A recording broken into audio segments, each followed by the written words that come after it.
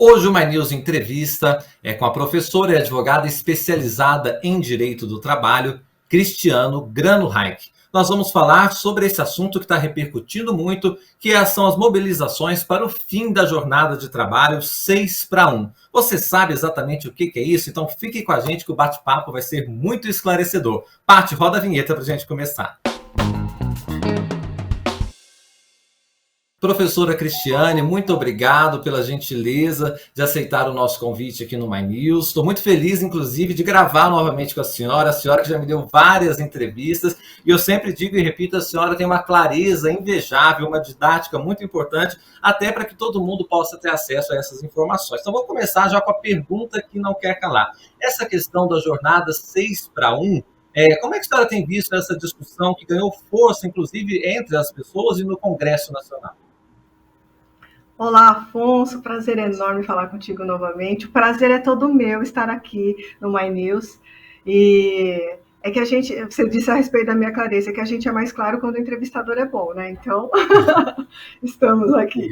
Bom, a jornada 6-1, o que acontece? Nós temos a CLT e temos a Constituição Federal. E a CLT fala a jornada de 8 horas diárias, mas é a Constituição Federal que traz os maiores parâmetros. Ela fala, né, uma jornada de 8 horas diárias com 44 semanal. Acontece que se a gente dividir 44 por 8, a gente vê que não dá 5 dias, que seria segunda, terça, quarta, quinta e sexta. Então, a jornada, digamos assim, entre aspas, padrão, seria trabalhar 5 dias com 8 horas, né, de segunda a sexta, e sobraria 4 horas. Porque 44 horas semanais, né, ficaria 4 horas para o sábado. Então, essa é uma possibilidade, é como muita empresa faz. Outra possibilidade, daí nós tivemos 6 dias de trabalho, por 1 de descanso. Várias empresas, como nós temos um limite, né, de 8 horas por dia. Há empresas que fazem o quê? Dividem essas 44 semanais em o quê? 6 horas, 6 dias, que nós temos 7 horas e 20 minutos por dia durante 6 dias da semana. Então, no decorrer do tempo, os anos foram passando, muitas empresas já fazem um contrato de trabalho com 40 horas semanais, que daí dá aquelas 8 de segunda a sábado. Mas foi assim, uma concessão da empresa acordado ali, contratado com o trabalhador. O que nós temos na legislação é uma jornada de 8 horas diárias e 44 semanais. E aí nós temos um trabalho de 6 dias por semana. Uma outra possibilidade, que várias empresas também adotam, é fazer uma assinatura de um acordo de compensação. O que seria? Para o trabalhador não trabalhar no sábado, essas 4 horas que restam no sábado, compensa essas 4 horas distribuídas, né, em 5 ou às vezes 4 dias da semana de segunda a sexta. Mas a jornada legalmente, constitucionalmente prevista, é uma jornada de 6 dias de trabalho para 1 dia de descanso. Mas, de fato, a gente está vendo, não foi ontem, né? Nós já estamos vendo há vários anos que é realmente exaustivo para o trabalhador, uma jornada, né? Apenas 1 dia de descanso. O domingo seria, né? E, aliás, a Constituição, a legislação ainda fala um descanso preferencialmente ao domingo. Essa aqui é a verdade. Então, assim, vários ramos de atividade, como o comércio, por exemplo, né, adotam muito o efetivo trabalho 6 dias por semana. E não fazem essa compensação, né, das 4 durante a semana para folgar os trabalhadores aos finais de semana. Professora, importantíssima essa fala inicial da senhora, porque a gente consegue entender em que pé está essa discussão. Não é à toa que a deputada Érica Hilton, que apresentou essa proposta, apresentou em formato de PEC, que é uma proposta de emenda à Constituição, já que essas bases fundamentais estão, portanto, na nossa Carta Magna. Agora, eu queria entender da senhora, desde quando isso está na nossa Constituição? Essa previsão de 44 horas sempre foi assim? Ou houve mudança ao longo do tempo? Como que está essa situação? É assim desde de 88, né, a data da nossa Constituição. Mas agora, realmente, a gente vê na justificativa, né, da proposta, nós vemos, né, uma série de argumentos e, de fato, nós estamos observando ao redor do mundo esse movimento, né, não apenas de passar para além, né, de passar para 5 dias de trabalho, um movimento de alguns países passarem para 4 dias de trabalho. E também entra nessa proposta, né, que está na PEC, porque ela fala 36, a proposta é de 36 horas semanais. Menos até do que muitas e muitas empresas praticam por liberalidade, que são as 40 horas. Né? E aí entra uma outra questão que vamos ver, eu acho que é muito importante esse debate que está acontecendo, até para a gente sentir qual é o nosso, digamos assim, grau de maturidade com relação a isso. Será que a sociedade está pronta para passar de 44 para 36? Ou será que, não sei, né? Realmente não estou no Congresso para saber, mas será que seria uma estratégia de negociação? Vamos propor 36, como alguns países vêm adotando, para ver se a gente chega ao menos numa jornada constitucional de 40 e não mais 44 horas semanais? Pode ser, né? Vai dar, eu acho que esse debate faz a gente sentir o que a sociedade quer, o que o empresariado pode também, né? São dois lados da mesma moeda, né? Professor, então, um ponto é fundamental aqui para a nossa discussão. Esta mudança via PEC não fere nenhuma questão, por exemplo, de cláusula pétrea da Constituição, que é aquela que não pode ser modificada nem por emenda. E isso, se tiver uma maioria no Congresso Nacional para a PEC, tiver os votos para uma PEC e eles passar na Câmara, no Senado, pode muito bem mudar a Constituição sem ferir nada, é isso? E, no meu entendimento, pode perfeitamente ser alterada essa questão. Perfeito. É porque isso é muito porque não importante. Até porque. Desculpa. Sim, claro.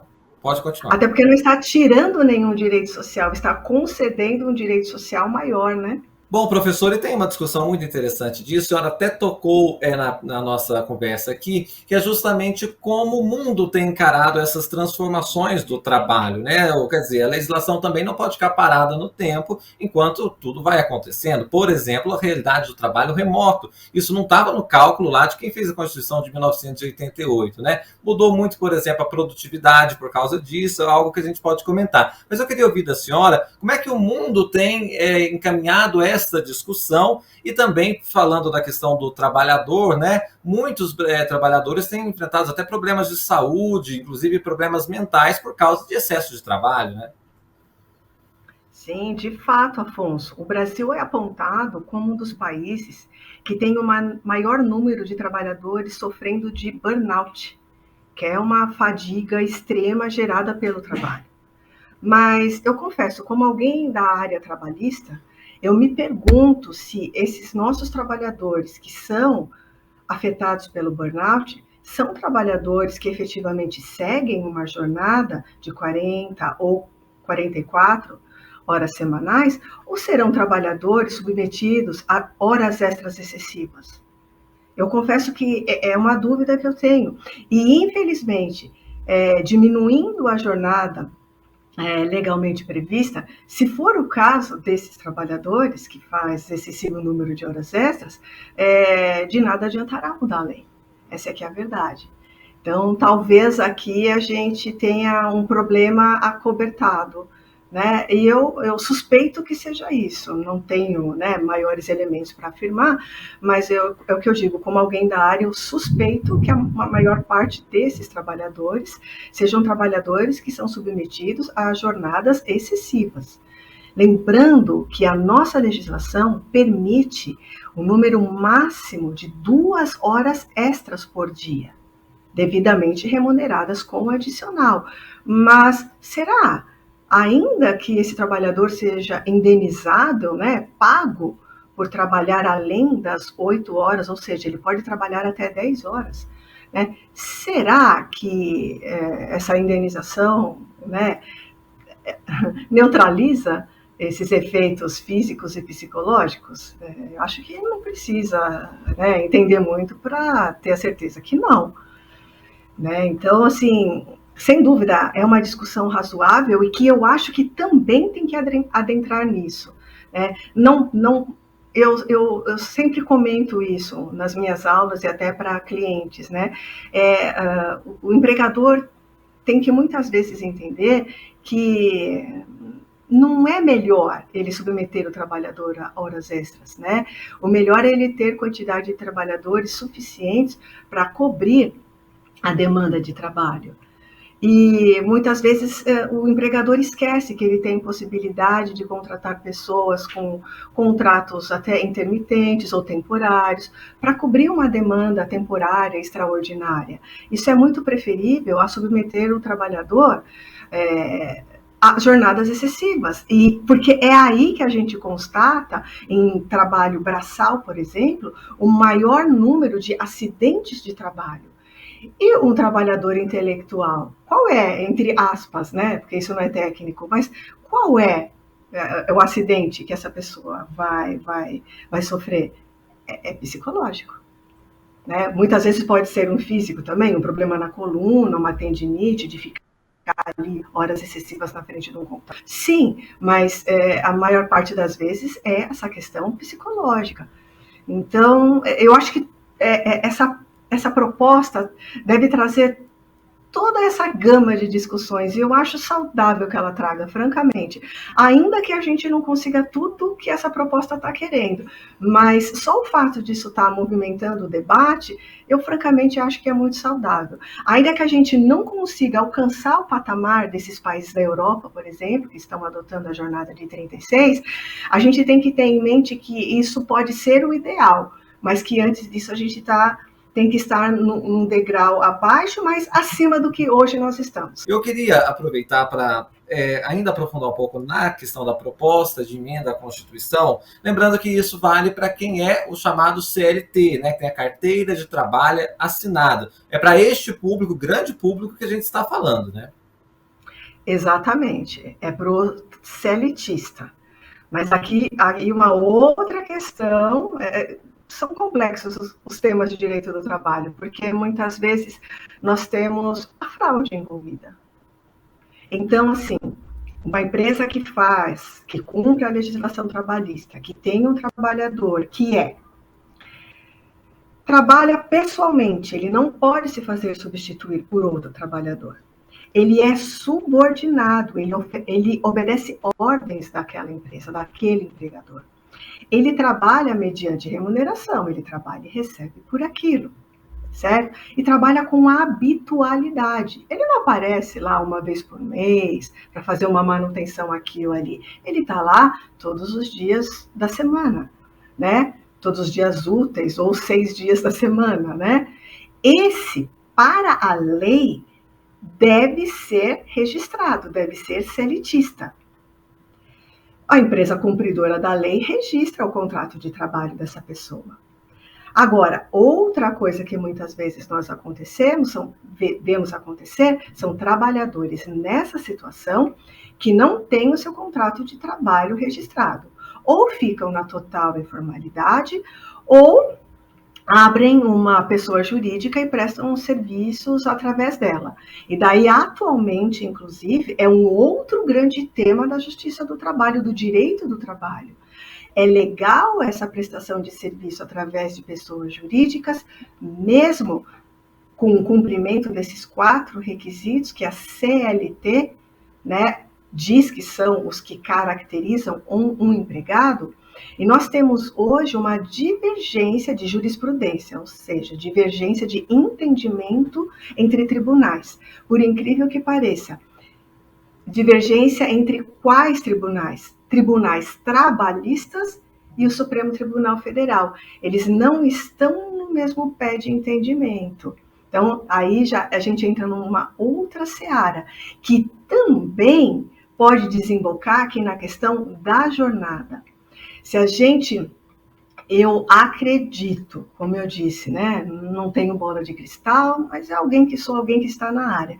Eu acredito que hoje, Se a gente passar direto de 44 para 36 horas semanais, eu arrisco dizer que vários setores da economia que hoje não usam, né, o artifício da pejotização e sim registram empregados, passarão a não mais registrar alguns empregados e se valer das pessoas jurídicas. Você fala de Para registrar contratação de zero, às trabalhador. vezes não vai registrar ninguém, vai só ter o prestador de serviço que vai emitir nota, né, como se diz.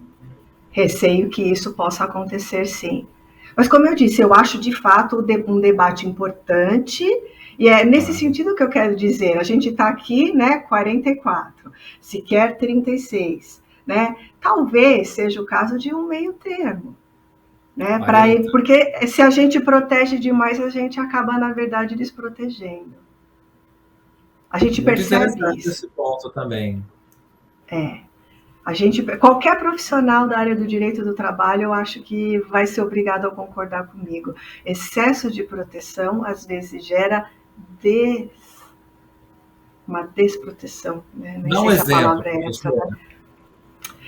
né? Tem um exemplo besta até, mas assim, nós temos é figurado, inclusive, nós temos equipamentos de proteção individual, né? Trabalhadores, por exemplo, da construção civil têm que usar capacete. E se você pegar um capacete, ele é de plástico. Sabe por quê? Você não poderia pensar assim, poxa, mas o plástico ele é maleável. Se cair alguma coisa no plástico ali, pode romper esse capacete, né? Não é melhor um capacete de ferro? Pois, se cair uma pedra em cima de um capacete de ferro, aquele impacto vai direto para o crânio e quem vai rachar é o crânio. E não o capacete. O mesmo vale para os carros, né? Os carros hoje têm uma lataria mais frágil, inclusive, do que os carros de antigamente, porque o impacto era totalmente absorvido pelo corpo do motorista.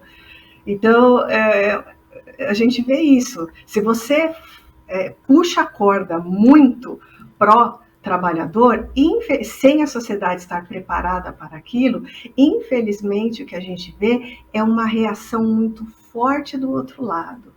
E aqui nós teríamos uma reação forte com até algum respaldo, diria, das decisões recentes trabalhistas do Supremo Tribunal Federal, que estão dando aval para contratações através de pessoas jurídicas. Por exemplo, das 40 horas, então, vamos supor que a sociedade, por meio de seus representantes eleitos, entenda que 40 horas é o suficiente e o Brasil está preparado para isso. A senhora acha que vai existir alguma hecatombe no mundo do trabalho? Vai dar um problemão? Ou isso deve ser bem absorvido, vamos dizer assim?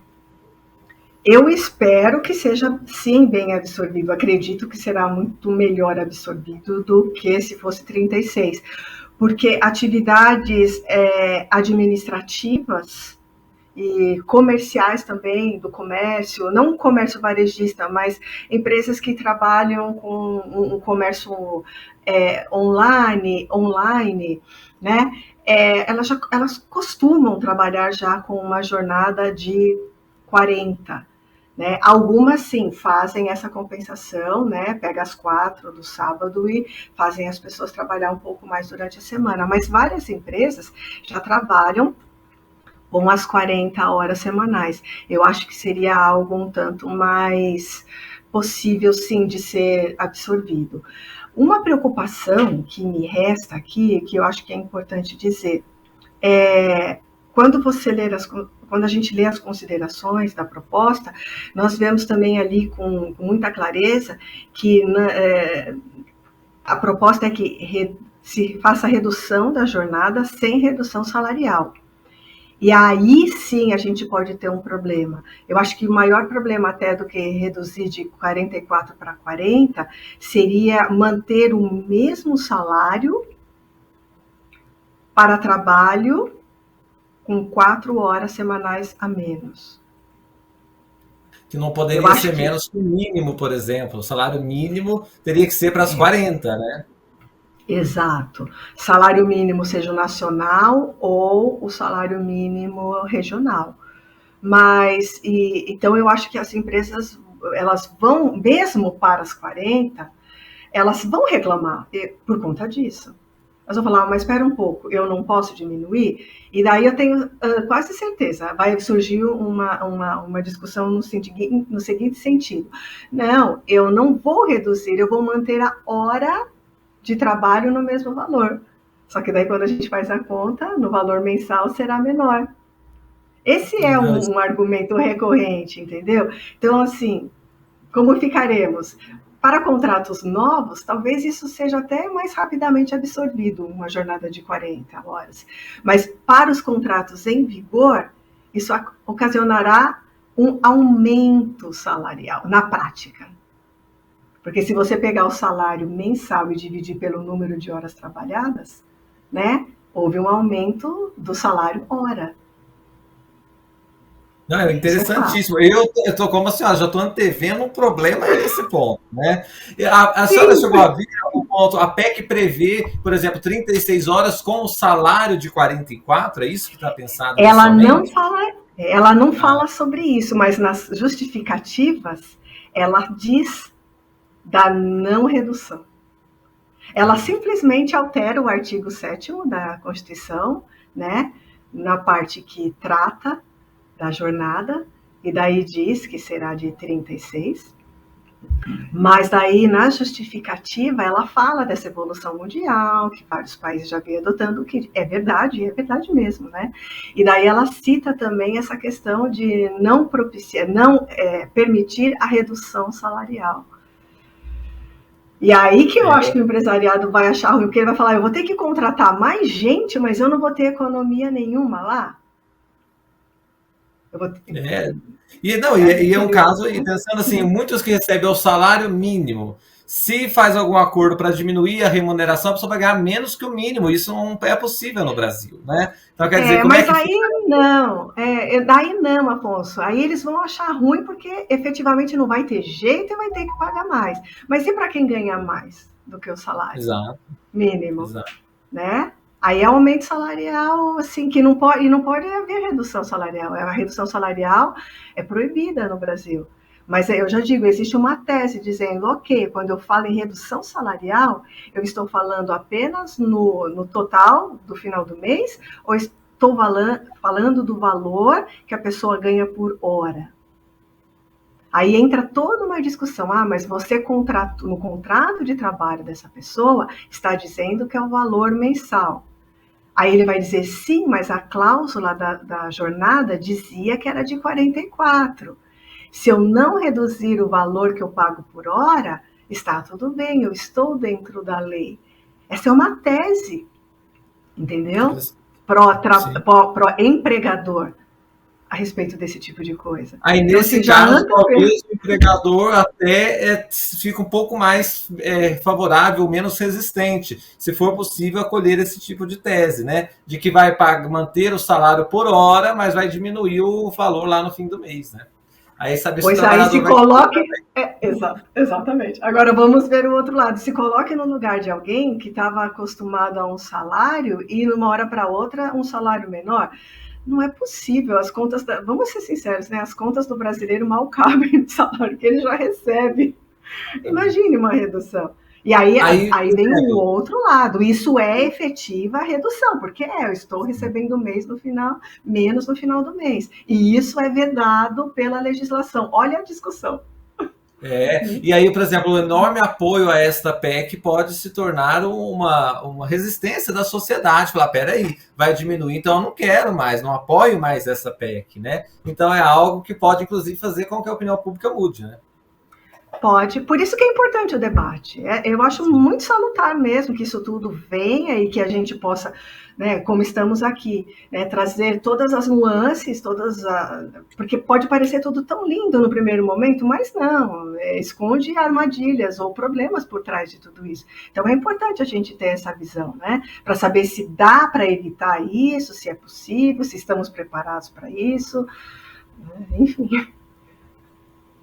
Temos mais dúvidas do que respostas, mas temos aqui a oportunidade de esclarecer pelo menos a que pé está essa discussão. Queria muito agradecer a professora e advogada especializada em Direito do Trabalho, a Cristiane Grano Reich. Professora, muito obrigado pela gentileza de aceitar nosso convite para essa entrevista e volte sempre aqui no My News. Obrigado. Estou sempre à disposição, o prazer foi todo meu. Bom, esse foi o nosso My News Entrevista. Eu quero pedir para você compartilhar a nossa entrevista com mais e mais pessoas, porque essa discussão é muito interessante. E claro, você deixa o like e também se inscreva no canal do My News. Um abraço.